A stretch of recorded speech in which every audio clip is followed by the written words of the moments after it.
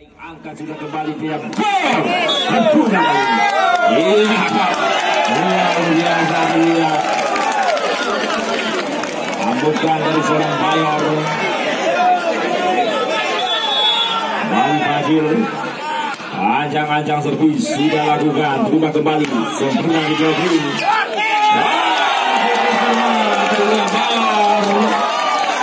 Bali menang. 2-3 poin pertama. Untuk baik dampaknya dulu pada malam ini.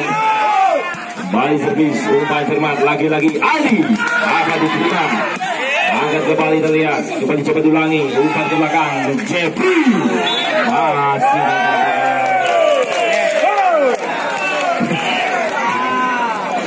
4-2.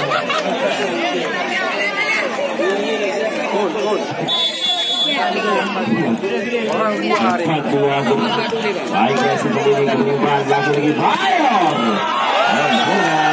Iya. Itu baik nampaknya Bayor mengamuk bagaikan bulog masa konflik aja. 3-4.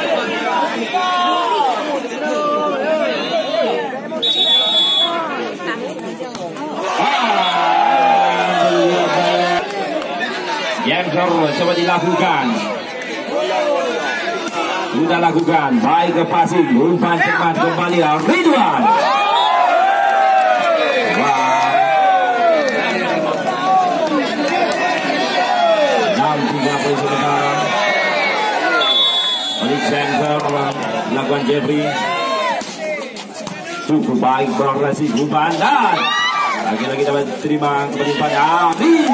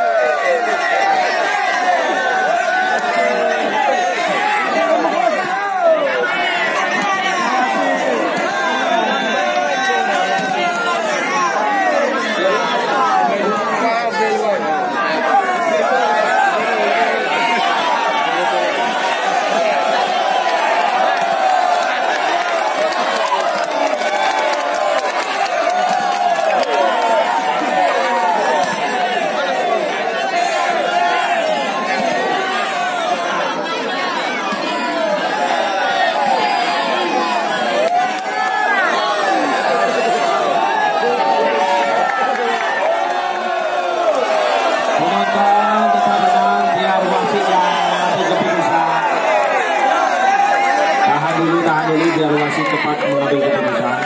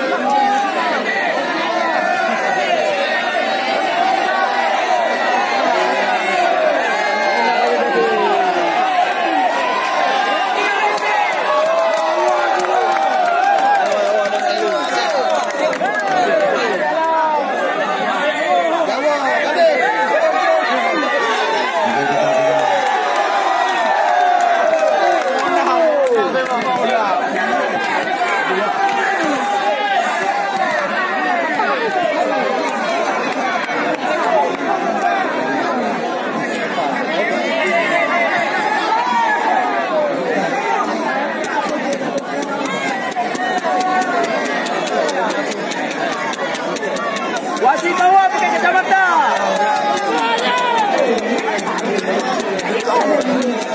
Wasit bawah pakai kacamata.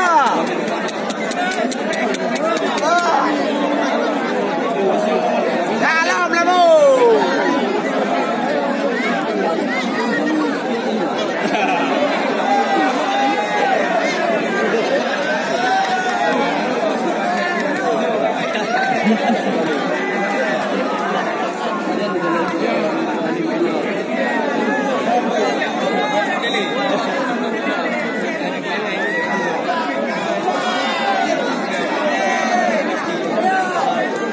Bang, naik lah.